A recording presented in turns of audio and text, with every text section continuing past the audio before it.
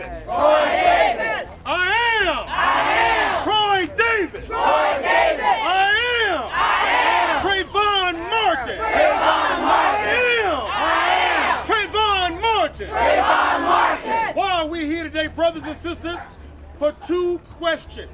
Think about this. I saw on the news that his father, Robert Zimmerman, he said that his son acted in self-defense.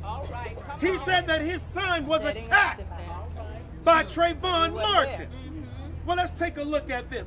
What this is about is a question of, number one, what did Trayvon Martin do that caused Zimmerman to criminalize him and call the police on him? That's number one. And the second question is the old story between how to identify the hunted from the hunter. Is that right? So now that's why they did not arrest him. Who is the hunter? Who is the hunted? And why is it that Trayvon was criminalized? So let's break it on down here. Let's break it on down. Now, this message goes out to all the parents out here. How many parents? Raise your hand. How many parents? I'm a parent as well. All right, now, how many brothers out here are husbands? Raise your hand. I'm a husband. Any other husband? All right, now watch this. Watch this. So here's what we got. Here's what we got. Here's what we got. We got 5 red flags. Red flag number 1, you have a stranger, all right, a stranger eyeballing and now following a young teen. Think about it now. You have a stranger eyeballing. He's watching, and not only watching, but what? He's following. Now wait a minute. Now wait a minute. What if this man was following your wife? What would you want her to do? Make it plain. What if this man was following your child? What would you want your child to do? Defend himself. All right, now watch this. That's the one red flag. Red flag number 2. You have this stranger eyeballing and following this teen, but guess what? This stranger is in plain clothes. And he's armed with a handgun. He's not a police officer. He's not in uniform. Now, when you are a teen, a child, or what about a woman? Would you want a stranger eyeballing you and then following you, and then he's in plain clothes and he's armed with a 9mm? Now, who wants that man following their wife? Who wants that man following their child? Come on now. Red flag number 3. Now watch this now. Not only is this man eyeballing and following, he's in plain clothes and he's armed with a handgun, but red flag number 3, he has a criminal history, brothers and sisters, of domestic violence and 2 counts of resisting arrest, which means he is violent and he will even fight the police. Now, who wants a violent police resistor, domestic violence, plain clothes, armed with a 9mm, eyeballing and following your child? Who wants that? You're in violation because you're violent. That's right. Come on. And not only that, brothers and sisters, remember, this man had already called Trayvon Martin a-hole, and he said they always get away. He said, so now is he eyeballing him. He's following him. He's in plain clothes, armed with a 9mm. See, a police record, domestic violence, and 2 counts of resisting arrest. And he says that a-hole, they always get away. Wait a minute, Mr. Zimmerman. Mr. Zimmerman. I have a question, Mr. Zimmerman. What crime was Trayvon Martin doing when you eyeballed him and you started following him? Are you a child predator? That's the question today, Mr. Zimmerman. Because when you called 911, you said he's a black teen. That means wait a minute, you now know he's young. Mr. Zimmerman, why are you eyeballing this young man, Mr. Zimmerman? What crime did he commit? In fact, let's go to the 911 tape, did you know that the 911 tape is approximately 4 minutes and 12 seconds? Now, when you break it on down, they say that Trayvon Martin attacked him. Okay, let's take a look at it. Let's take a look. Y'all all right? Everybody all right? All right. Let's break it down. All right, here we go. 911, go ahead with your emergency. I see a suspicious person in the neighborhood. Wait a minute, he's a suspicious person. All right. At minute number 37, Zimmerman said, these a-holes, they always get away. What that means is that is showing motive and intent. Come on. How does that show motive and intent? It shows motive because he says a-holes, they always get away. Today, there's one that will not get away, according to Mr. Zimmerman. He will not get away. That's called motive. Now, wait a minute. Don't take my word for it. Go to the evidence of the 911. Brothers and sisters, we got the record. Hallelujah. Somebody say hallelujah. That's what I'm talking about. At 2 minutes and 7 seconds into the 911 call, Zimmerman says he's running. He's running. Zimmerman says he is what? Running. Now, the police department said, which way is he running? Critical question. What this does, it will establish the ID of the hunter and the hunted. Come on now. Now, here's the question. Since Zimmerman confirmed, and it's recorded, don't take my word for it. Don't take my word. He said he's running. The police department said, well, which way is he running? Now, ask the question, is he running toward you or away? That's right, or away from. All right now. That's why this is so critical. Don't fall for the okey-doke. Don't fall for the okey-doke. Now, watch this. At 2 minutes and 13 seconds into the 911 call made by Mr. Zimmerman, that's right. Zimmerman said, toward the entrance of the neighborhood. Wait a minute, Mr. Zimmerman, wait a minute. Now, you're going to claim self-defense. You're going through the front door. You're going to claim self-defense. But how can it be, Mr. Zimmerman, if you confirmed that you saw him running toward the entrance of the neighborhood? Come on. Now, the police responds with, and it's quote, which entrance is that he's headed toward? Which entrance? Zimmerman says the back entrance. Wait a minute, Mr. Zimmerman. I thought you were going to say self-defense. He's not coming toward you. He's going away from you. He's running. He's going to the back of the neighborhood now. Now watch this. At 2 minutes and 23 seconds, the police asked the crucial question. Are you following him? Right. Y'all didn't hear me. Y'all did not hear me. The police asked the crucial question.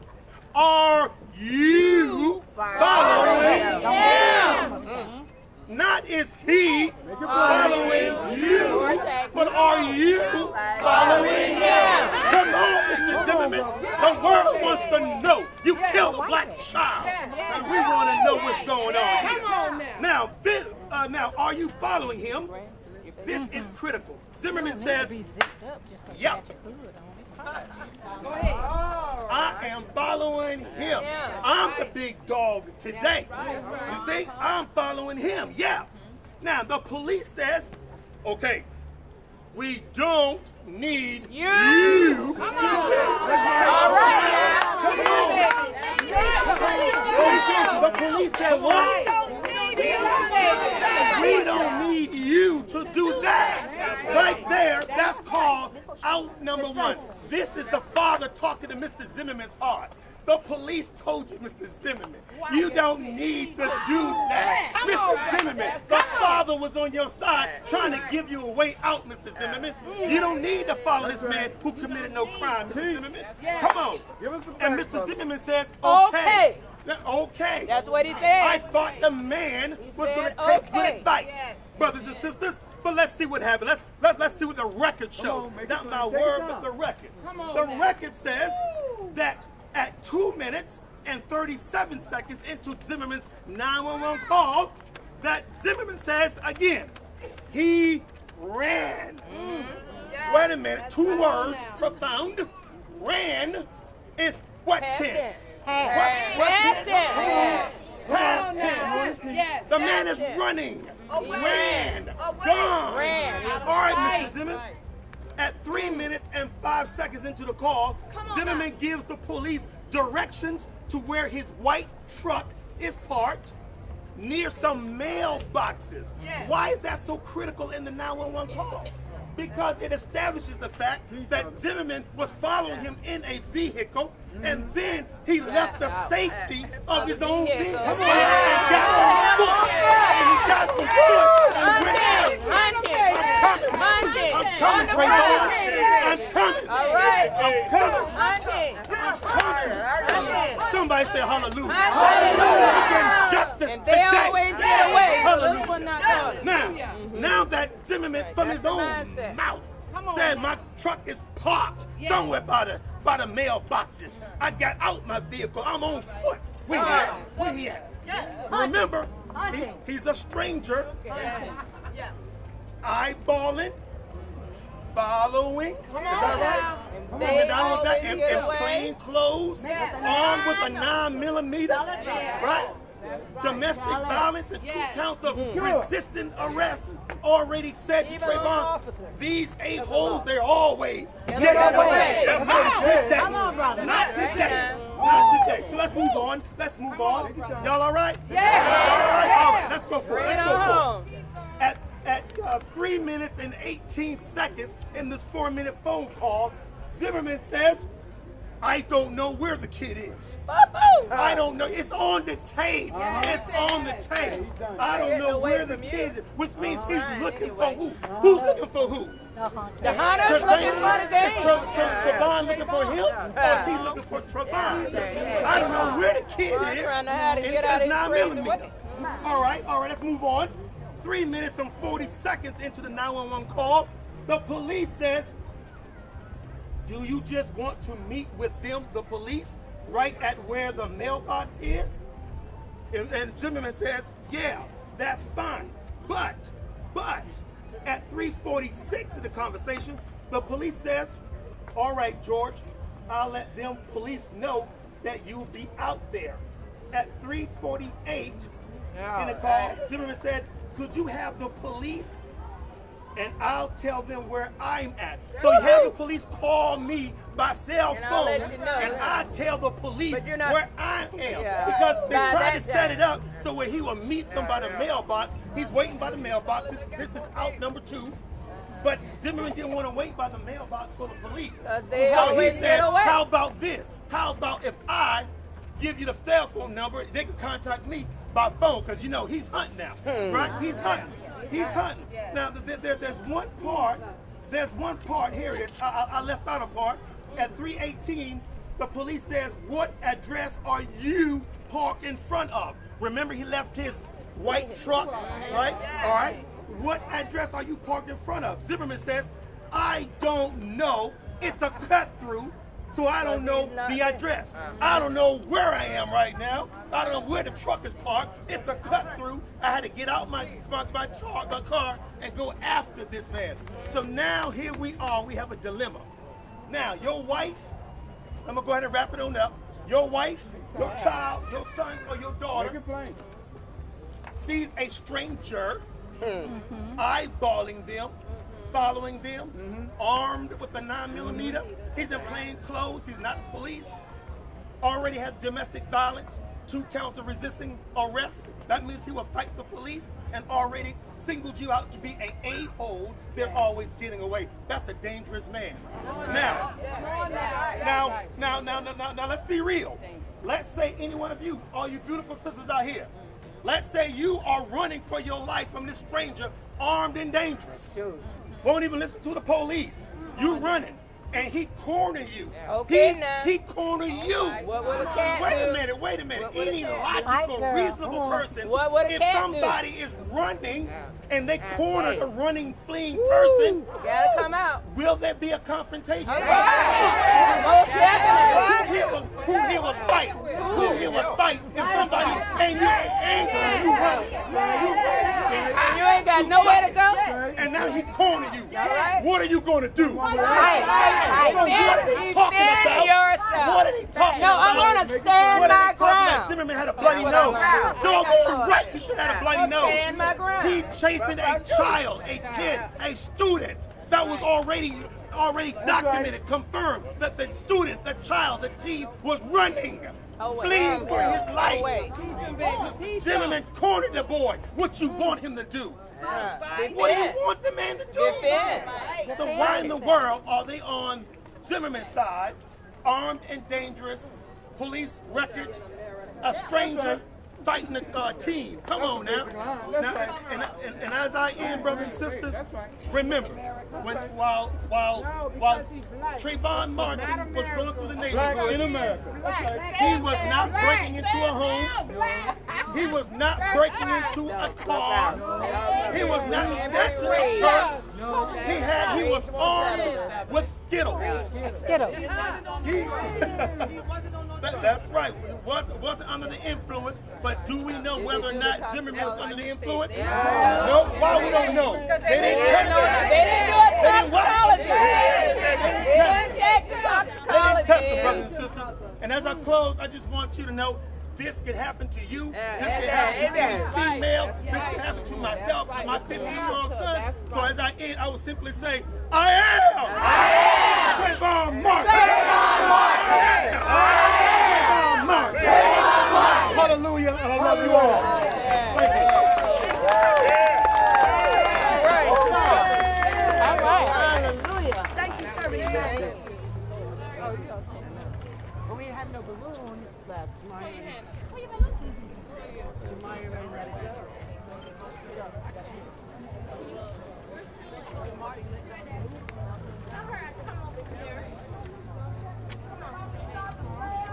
Brothers and sisters. Brothers and sisters. That means if you're white, black, blue, brown, pink, dark fruit, brothers and sisters. If you're in this part, you're a brother and a sister. All right. Because there is only one race, and that is the human race. All right. There's only one cause, and that's the cause of righteousness. All right. And we're not here because we're divided. We're here because we are together. Yeah. One nation, One under God. Liberty and justice for all. Release your balloon.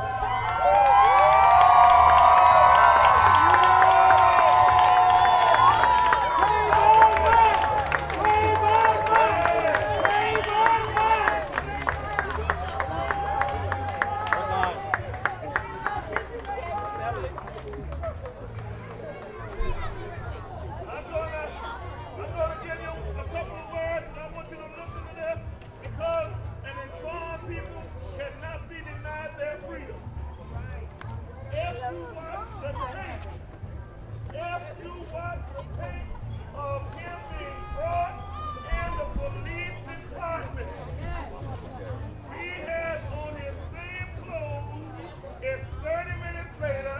If his nose was broke, there should be blood on his clothes.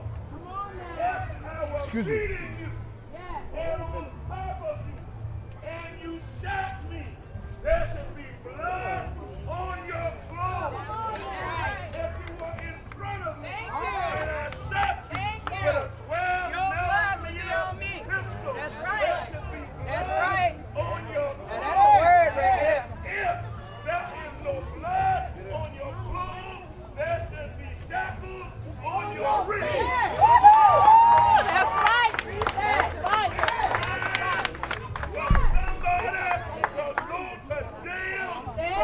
Be counted.